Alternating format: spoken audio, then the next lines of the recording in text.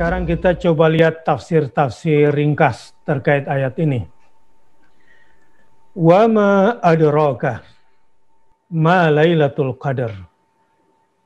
Apa bedanya wa ma adraka dengan wa ma yudrika? Kalau wa ma yudrika,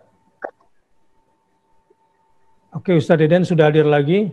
Apa bedanya wa ma adraka dengan wa ma yudrika? Kalau wa ma yudrika itu ikatnya benar-benar tidak dijelaskan oleh Allah Subhanahu wa taala.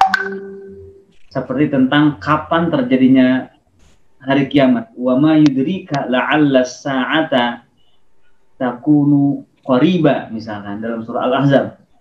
Yudrika menunjukkan bahwa as-sa'ah, terjadinya hari kiamat itu tidak diketahui.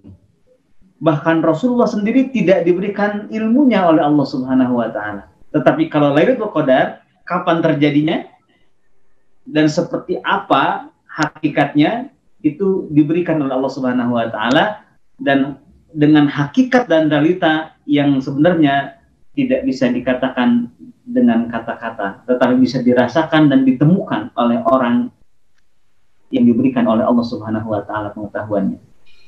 Jadi pertanyaannya di sini istifham, bentuk pertanyaannya wa ma adraka, ini lita'zim. Lita'zimi sya'ni tilkal lailah al-'azimah. Jadi inna sya'naha 'azim. Bahwa sesungguhnya kalimat tanya di sini untuk menunjukkan keagungannya. Misalnya nih, kalau saya ingin mengagungkan diri saya bilang, kamu tahu siapa yang menyebabkan kepala orang itu pecah di jalan tadi? Bukan gue. Ketabrak mobil dia. Ketabrak mobil. Jadi istifham, kadang-kadang orang bertanya, kamu tahu siapa saya? Kalau kamu aja nggak tahu, gimana gue?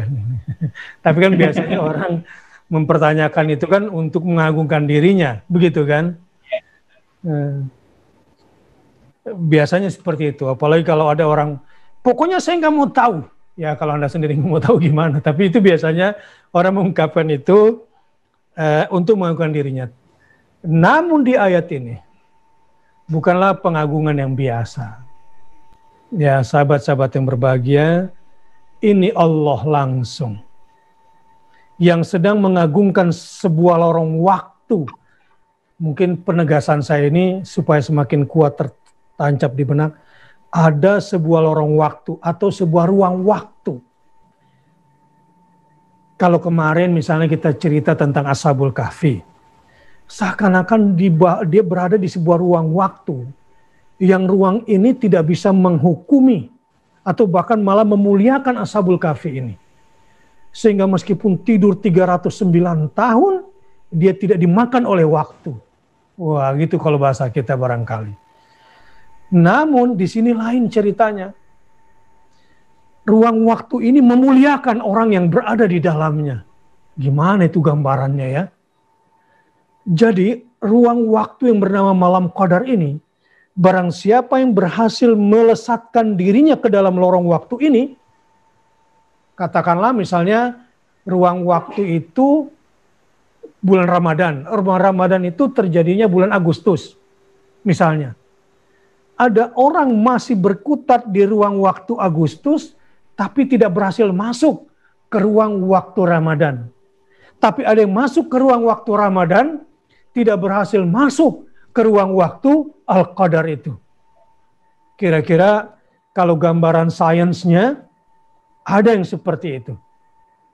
Di mana struktur atomistik tubuhnya tidak berhasil masuk ke lorong waktu itu. Sehingga dia berada di bulan Ramadan, tapi tidak berada di lorong Al-Qadar. Dia bahkan ada di bulan Agustus, tapi tidak berada di bulan Ramadan. Karena penyebutan ruang waktu Ramadan, Syahrul Ramadan alladzi unzila fil Qur'an, Kenapa tidak disebutkan walaupun terjadinya sama dengan bulan Agustus atau dengan bulan Juli? Tidak. Di sini ada dimensi ruang. Makanya disebutkan secara khusus dimensi ruang waktu ini. Barang siapa berhasil melesatkan struktur atomistik tubuhnya masuk ke dalam ruang waktu ini, maka dia beramal 1000 tahun lamanya. 1000 bulan lamanya. Walaupun dia seakan-akan hanya berada dalam satu waktu itu. Satu malam itu. Tapi bobot nilainya sama dengan 1000 bulan. Nah jadi sahabat, sekali lagi saya perlu tekankan ini supaya mindset kita, oh jadi ini ada ruang waktu yang memiliki sya'nun azim, kondisi yang sangat mulia. Yang kalau kita berdoa dari sekarang, ya Allah panjangkan usiaku, agar aku bisa berjumpa dengan Ramadan lagi, agar aku bisa mendapatkan Lailatul Qadar sebelum kau cabut nyawaku, ya Allah. Ya Allah, beri aku kesempatan. Aku rela mengorbankan apa saja. Karena dosa-dosa yang telah kulakukan. Akhirnya usiaku pun banyak yang sia-sia. Aku juga tidak tahu apa yang akan terjadi masa depan. Karena tidak ada yang bisa menjamin aku bisa istiqamah. Mampukan ya Allah, agar aku bisa memperbaiki lagi hari-hariku. Dan bisa mendapatkan yang terbaik dalam hidupku. Beri kesempatan usia kepadaku untuk sampai bulan Ramadan tahun depan. Dan berikan kesempatan kepadaku untuk bisa mendapatkan Lailatul Qadar.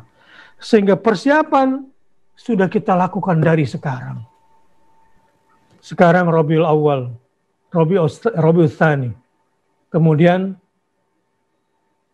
Rajab. Ya, setelah Rabiul Akhir, Rajab di situ. Itu Rasulullah sudah mulai persiapan menghadapi Ramadan.